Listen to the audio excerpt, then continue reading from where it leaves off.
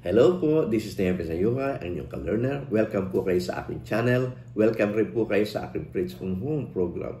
Narito na po tayo sa chapter 12 ng unang sulat ni Apostol Pablo sa mga taga-Corinto. At ito po ay gagawa po natin ng video. At ang video po ay bibigyan po natin ng title na There are different parts but one body. At ang video po ay magpapasimula after a short intro.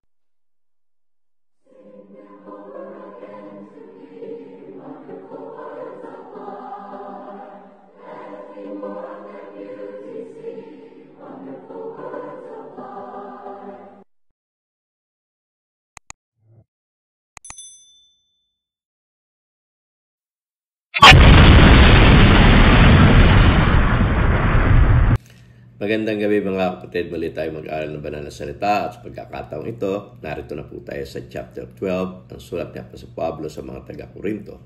At bago tayo pumunta po sa chapter 12, ay muli natin sa rewind ang ating nakaraang video na ginawa doon po sa chapter 11 ng sulat na ito ni Apostol Pablo. At doon sa chapter 11, meron po tayong ginawang video at ang title po noon ay Do This in Remembrance of Me. At ito po yung nakikita nyo dyan sa monitor. At yan po ay kinuha po natin yung titulong yan doon mismo sa chapter na ating pong pinag-usapan. At ito po ay nasa chapter 11 at ang versikulo po ay 23 to 24. Ganito po ang ating mababasa. For I received from the Lord what I have passed on to you.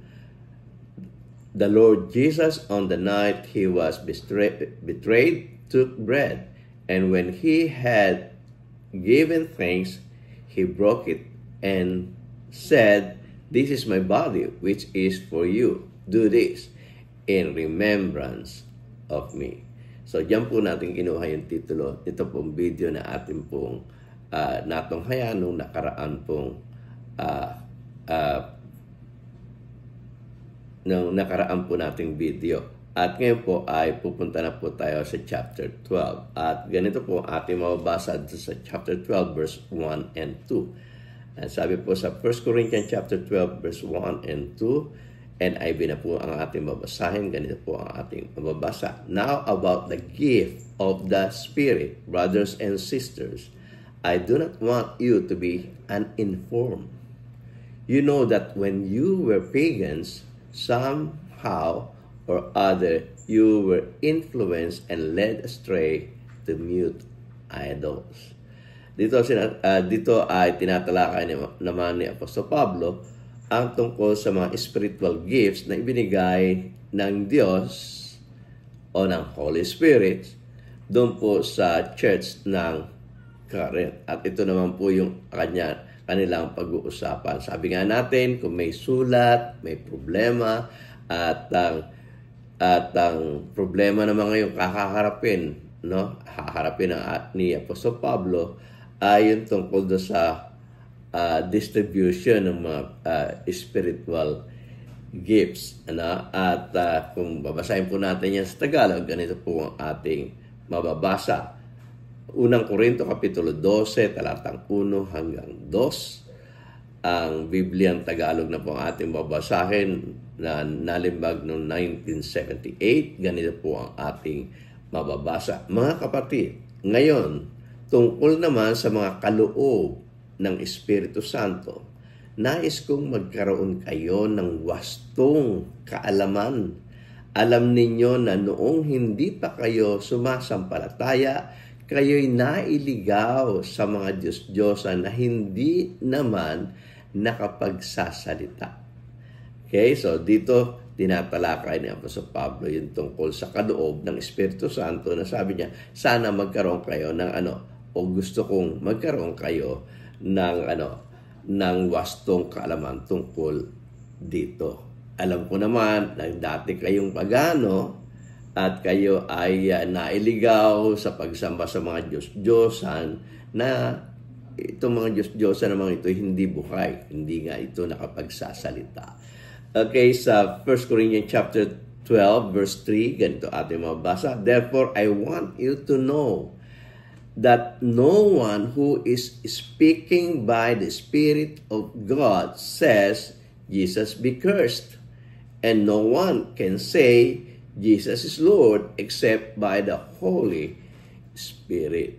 So, sa Tagalog po natin yung babasahin sa unang Korinto, Kapitulo 12, talatang 3, ganito po ating mabasa. Kaya't nais kong malaman ninyo na walang taong pinatnubayan ng Espiritu ng Diyos ang magsasabing, sumpain si Jesus. At hindi rin masasabi ni naman si Jesus ay Panginoon kung siya ay hindi pinapatnubayan ng Espiritu Santo. So, sinasabi nga dito ni Apostol Pablo, walang sino mang sinusubaybay ng Espiritu Santo o na filled with the Holy Spirit ang mapagsasabing curse Jesus o sumpain si Jesus. No? At yung nakapagsasabi na si Jesus ay Panginoon o Jesus is Lord, yan po yung mga pinapatnubayan ng Espiritu Santo. Okay? Sa 1 Corinthians chapter 12 verse 4 to 5, ganito po ang ating mabasa. There are different kinds of gift. Sa wastong kaalaman, sinasabi ni Apostol Pablo, sinasabi niya naman ngayon, merong iba't ibang uri ng kaloob. No? There are different kinds of gifts, but the same Spirit distributes them. There are different kinds of service, but the same Lord. No? Sinasabi ni Apostol Pablo, iba-iba yung mga kaloob ng Espiritu Santo, yung mga spiritual na kaloob. No? Pero iisa lamang po yung nagbigay niyan, Espiritu Santo. Babasahin na lang po natin sa Tagalog para mas maganda. Ano po? Unang Korinto, Kapitulo 11, talatang 4 hanggang 5, ganito po ating mababasa. Iba't iba ang mga espiritual na kaloob. Ngunit iisa lamang ang Espiritu nagkakaloob ng mga ito. Iba-iba ang paraan ng paglilingkod. Ngunit iisa lamang ang Panginoong pinaglilingkuran. Sinasabi ni Apostol Pablo, isa lang Espiritu pero iba-iba yung mga binigay niyang kaloob. At isa lamang naman ang Panginoon, no? Pero iba't iba yung paraan ng paglilingkod. Okay? Sa unang 1 Corinthians chapter 12 verse 6, ganito ang ating mabasa. There are different kinds of working. Ito naman yung mga pagkilos at paggawa. But in all of them and in everyone, it is the same God at work.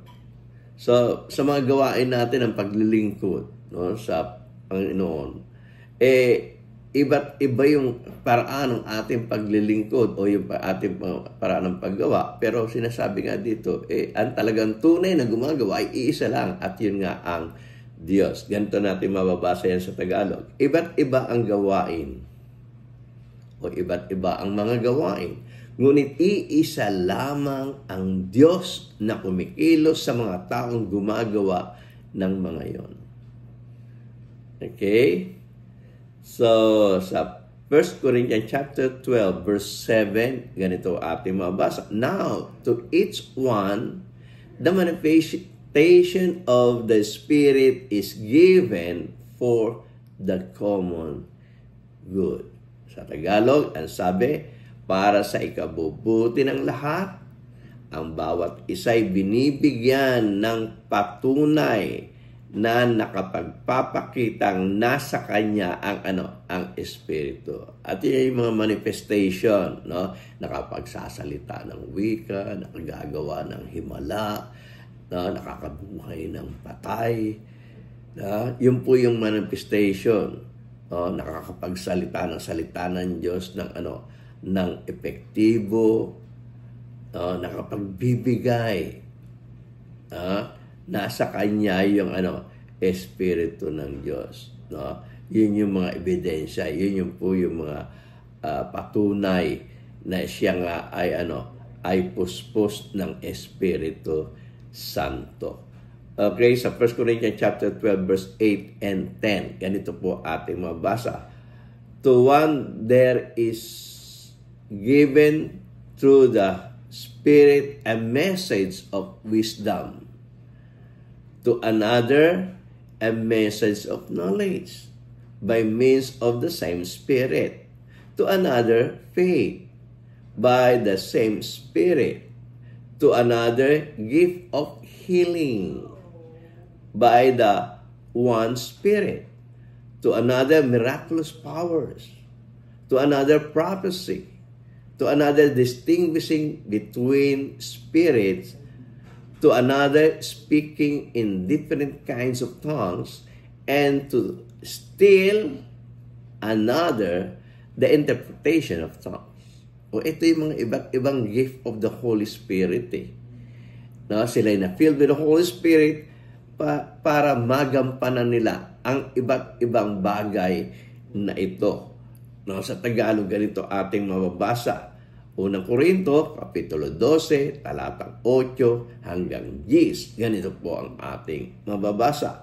Ang ilan sa atin ay napagkalooban ng kakayanang makapagsalita ng mensahe ng karunungan. Ang iba naman ay pinagkalooban ng kaalaman. Subalit, iisang espiritu ang nagkaloob nito. Ang espiritu ring iyon ang nagkaloob sa ibang ng pananampalataya sa Diyos. At sa iba'y ang kapangyarihang magpagaling sa mga may sakit. May pinagkalooban ng kapangyarihang gumawa ng himala. At sa iba naman ay kakayahang magpahayag ng mensaheng mula sa Diyos. At sa iba ay kakayahang kumilala kung aling kaloob ang mula sa Espiritu at kung alin ang hindi. May pinagkalooban ng kakayahang magsalita ng iba't ibang wika. At sa iba naman ay ang pagpapaliwanag sa mga wikang iyon.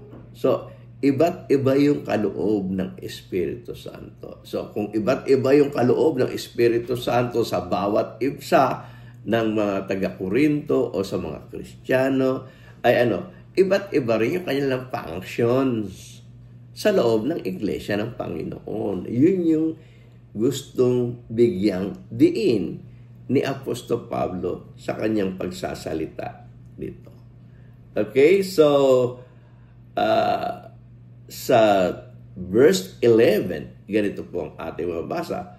All these are the work of one and the same Spirit, and He distributes them to each one just as He determines. So siya nakakalam kung sinong bibigyan niya at bakit niya bibigyan ang mga ito.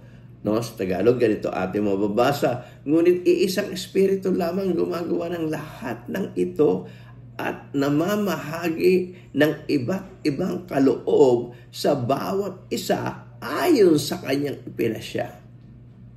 So, hindi dapat tayo umangal sa kanyang sariling kapasyahan, kaya niya binigyan ng kaalaman. Sa kanyang sariling kapasyahan, kaya yung isang tao ay binigyan niya ng kapangyarihang makapaggawa ng himala. Sa kanyang sariling kapasyahan, ibinigay niya sa iba ang magkaroon ng kapangyarihang makapagsalita ng iba't ibang wika. So makikita natin dito sa pahayag ni Apostol Pablo dito, hindi lahat makakapagkaroon ng kakayahang makapagsalita ng iba't ibang wika. So hindi na dapat natin i-expect ang lahat ng miyembro ng church ay makapagsalita ng iba't ibang wika. At sa panahon nga natin ngayon, mukhang wala namang nabigyan ng kapangyarihang makapagsalita ng iba't ibang wika. Bakit? Nasa mataas na po yung ating teknolohiya na kaya na po ng isa na malaman yung salita sa French, malaman yung salita sa China, malaman yung salita sa Japan. Bakit? Meron na po tayong technology, meron po tayong AI, artificial intelligence, yung ating mga cellphone, meron na mga translation. No? So, kung kausap natin isang Koreano, kaya natin kausapin sila sa pamamagitan ng ginagamit natin yung cellphone. No? So hindi na tayo bibigyan o tayo ay ma-filled with the Holy Spirit para makapagsalita lamang ng iba't ibang wika. So, yun lamang pinagkalooban ang makagagawa nito. Ng kagaya ng himala, makabuhay ng patay. Sila lamang ang makagagawa noon sapagkat sila lamang ang pinagpasyahan na gawan ng kapangyarihang ito. Sila lamang ang pinagkalooban. Okay, 1 Corinthians chapter 12 verse 12, ganito po ang ating mabasa. Just as a body, though one, has many parts, but all its many parts form one body. So it is with Christ. Sa Tagalog, ganito ang ating mabasa. Si Kristo tulad ng isang katawan na may maraming bahagi. Kahit na binubuo ng iba't ibang bahagi, ito ay nananatiling isang katawan. So dito tinatalakay ni Apostol Pablo yung iisang katawan. Isang congregation lamang, isang katawan lamang ang kanyang sinusulatan yung church ng Corinto. Pero sinasabi niya nga, meron yung iba't ibang bahagi. Kung may iba't ibang bahagi, may iba't ibang function. Okay? At yun yung sinasabi ni Apostol Pablo. At dito po sa 1 Corinthians chapter 12 verse 13 to 14, ganito po ang ating mabasa.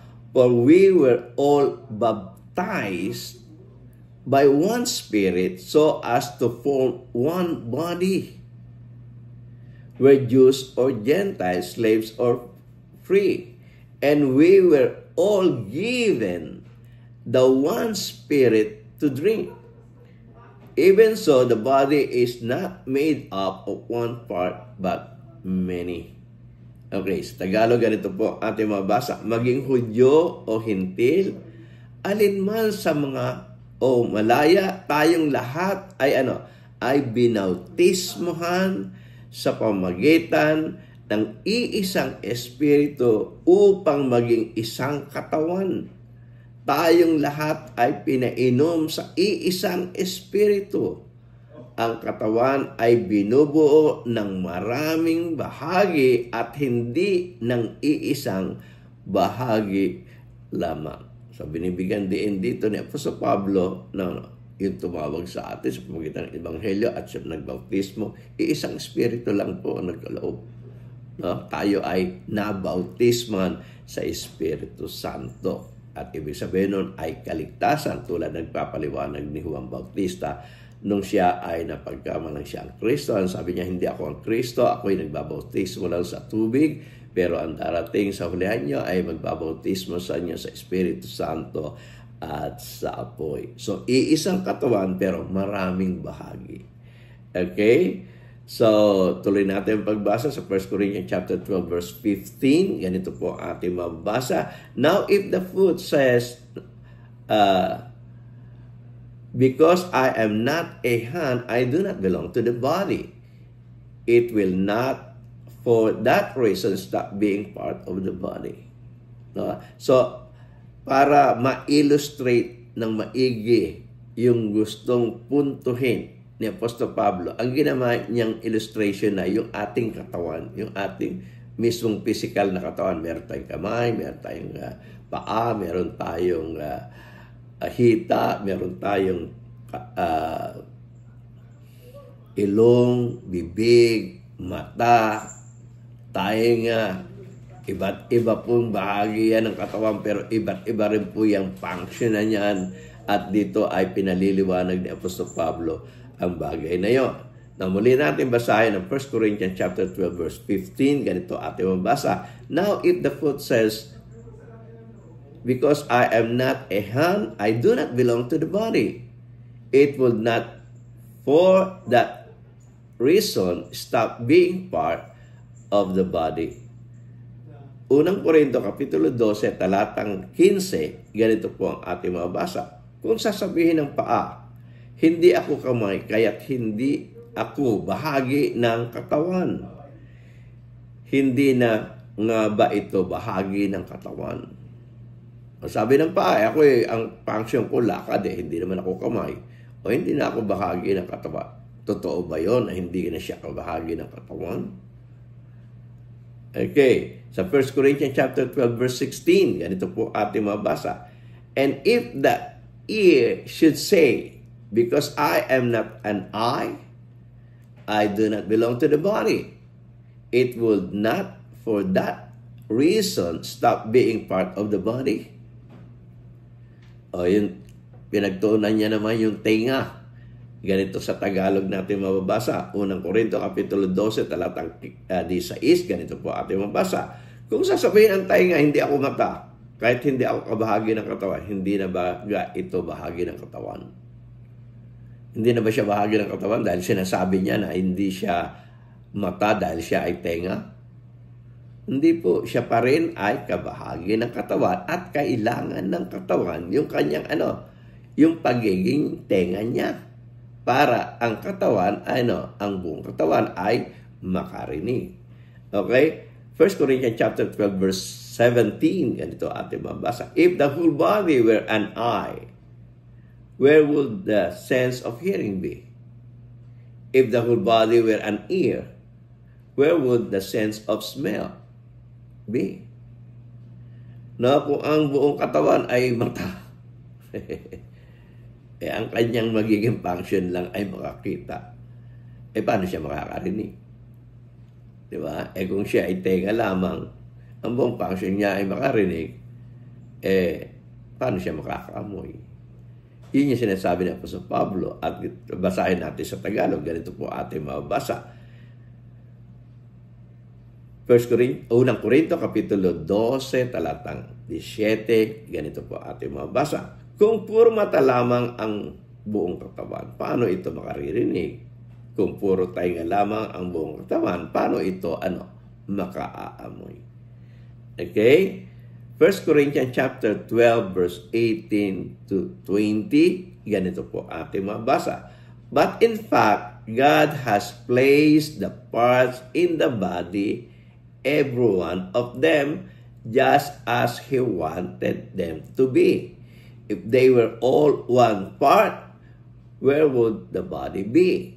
As it is, there are many parts, but one body. So, binibigyan emphasize ni Apostol Pablo, kayo mga taga-Korinto, kung ito ay apply natin in general sa lahat ng churches, kayong church ng isang lokal, isa kayong katawan.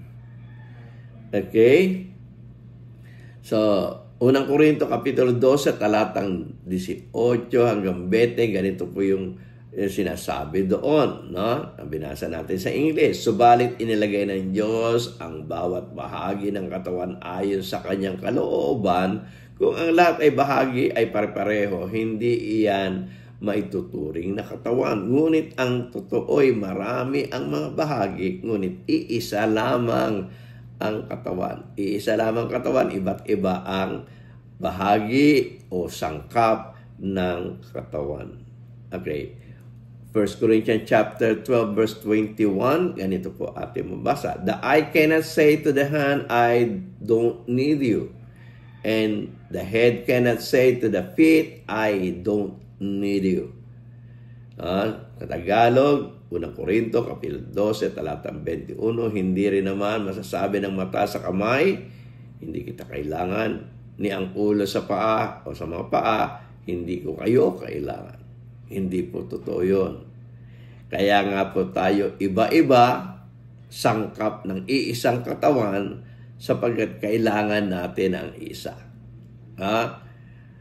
Kung ako ay ulo, kailangan ko rin makalakad at gagamitin ng paa yung kakayahan niyang makalakad para ang ulo ay makarating kung saan. Diba? At yung paa, kailangan niya ang ulo para makapag-isip. Para sa ganon ay matiyak niya kung saan siya pupunta. So, kailangan ng isa't isa ang isa't isa sa loob ng, sa loob ng iglesia. Yun yung sinasabi ni Apostol Pablo. Okay? Merong kanya-kanyang importansya, merong kanya-kanyang gamit na may kukontribute sa pagpapalago ng iisang katawan. Yun ang sinasabi ni Apostol Pablo. Iba-iba yung binigay sa atin. So, iba't iba yung klase ng ating paglilingkod ang magagawa natin, no, para sa loob ng iglesia ng Panginoon. Okay? 1 Corinthians chapter 12 verse 22 to 25. Ganito po ating mabasa. On the contrary, those parts of the body that seem to be weaker are indispensable. And the parts that we think are less honorable, we treat with special honor. And the parts that are unpresentable are treated with special modesty. While our presentable parts need no special treatment. But God has put the body together, giving greater honor to the parts that lack it, so that there should be no divisions in the body, but that its parts should have equal concern for each other. Okay? So, ipinaliliwanag dito ni Apostol Pablo, no? May concern sa isa't isa ang bawat isa na may iba't ibang kaloob na ibinigay ang Panginoon. Yung mas mahina, mas lalong bibigyan ng atensyon. Para ito ay kung ganito ang magiging prinsipyo doon sa loob ng isang lokal, hindi magkakaroon ng pagkabahabahagi. Ganito po sa Tagalog nating babasahin. Unang Korinto, Kapitulo 12, talatang 22 at 25. Ganito po ating mabasa. Sa katunayan, ang mga bahaging para mahina ay siya pangang kailangan. Okay? Ang mga bahagi ng katawan na inaakala nating hindi gaanong kapuri-puro ay pinag-uukulan natin ng higit na pagpapahalaga. Ang mga bahagi na hindi likas na maganda ay siya nating higit na pinagkahalagahan. Hindi na ito kailangan gawin sa mga bahaging sadyang maganda.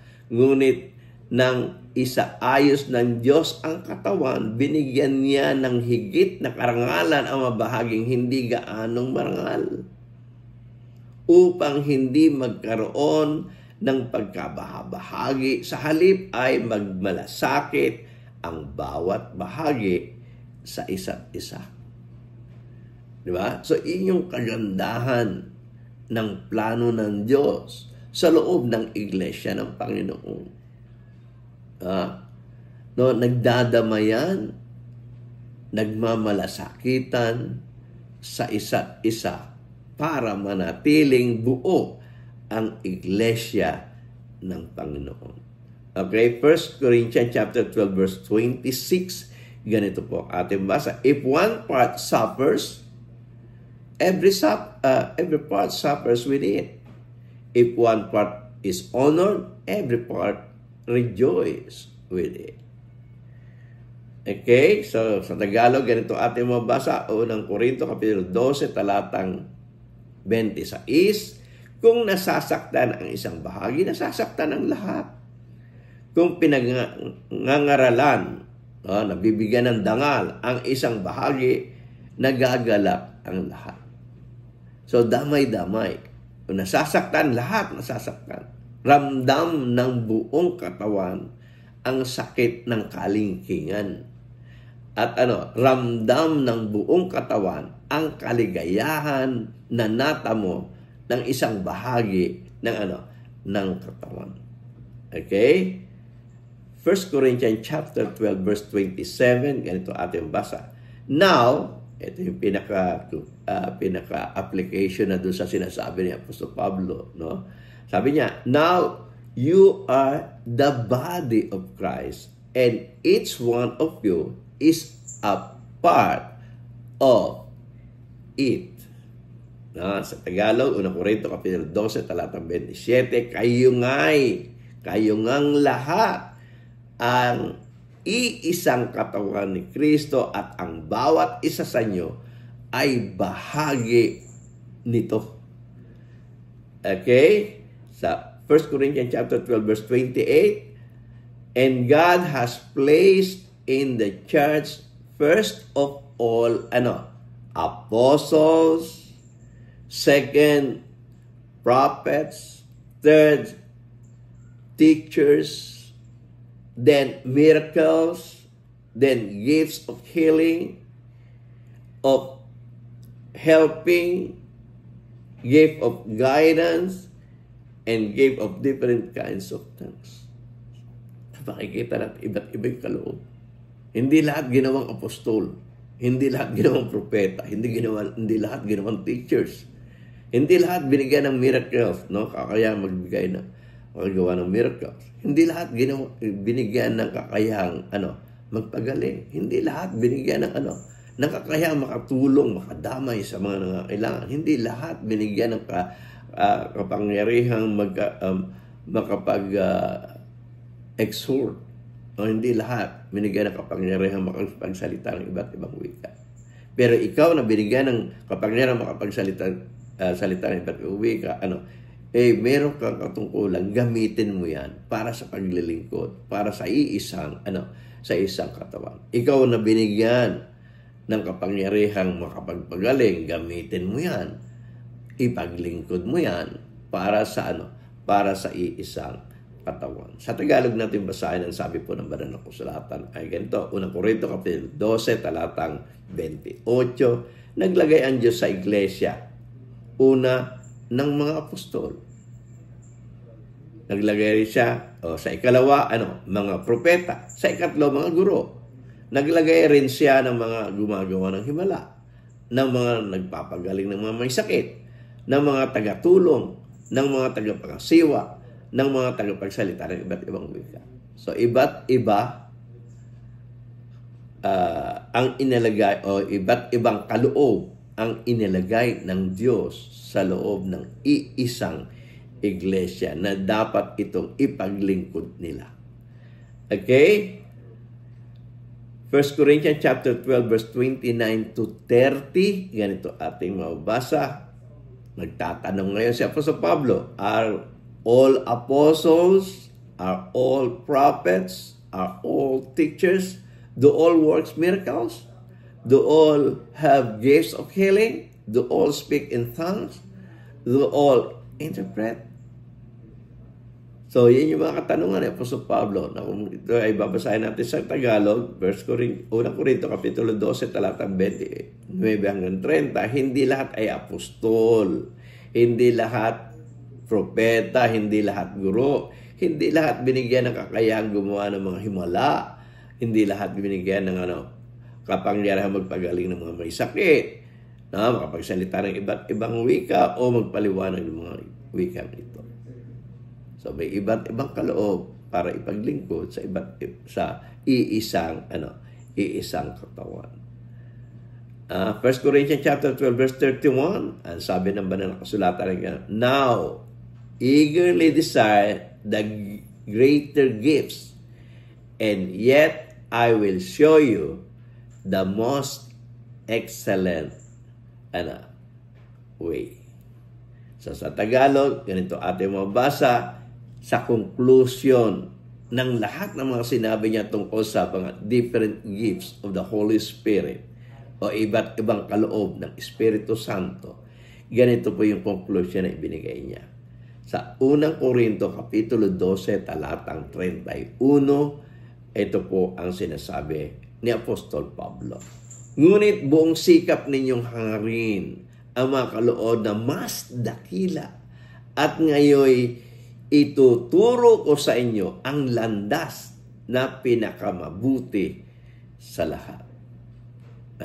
Hindi man niya tinukoy kung ano yon, ito ay dapat natin masubaybayan ang sulat ni Apostol Pablo sa mga taga-Corinto upang maintindihan natin kung ano yung sinasabi niyang landas na pinakamabuti sa lahat na ituturo sa kanila ni Apostol Pablo. Ibig sabihin yan, susundan po natin yan sa susunod na chapter.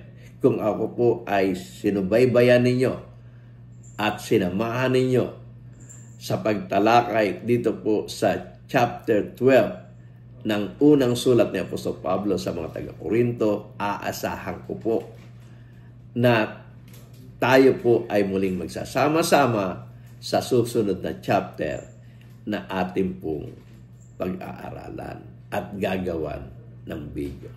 Muli, ako po si Nehemia Sayukay, ang inyong ka-learner.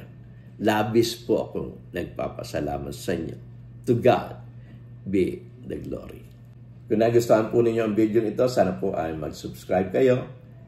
Pindutin nyo na rin po yung bell para sa ganoon ay ma-notify kayo sa mga susunod pang video na aking pong i-upload. Sana po i-like nyo rin po itong video ito para sa ganoon ay maraming pamainganyo na manood ng video ito. At kung gusto niyo po makabahagi sa inutos ng ating Panginoong Kristo na ibahagi ang Ebanghelyo sa lahat ng kinapal, i-share niyo po ito sa inyong mga kaibigan. At kung po meron po kayong comment, sana po ay mag-comment po kayo. At huwag niyo po kalilimutan panoorin ang mga video ito na sa inyong harapan. At kung gusto niyo pong mag-subscribe, pindutin niyo lang po itong bilog sa aking pong likuran. Muli ako po si Nehemia Sayukay. Labis po akong nagpapasalamat sa inyo. To God be the glory.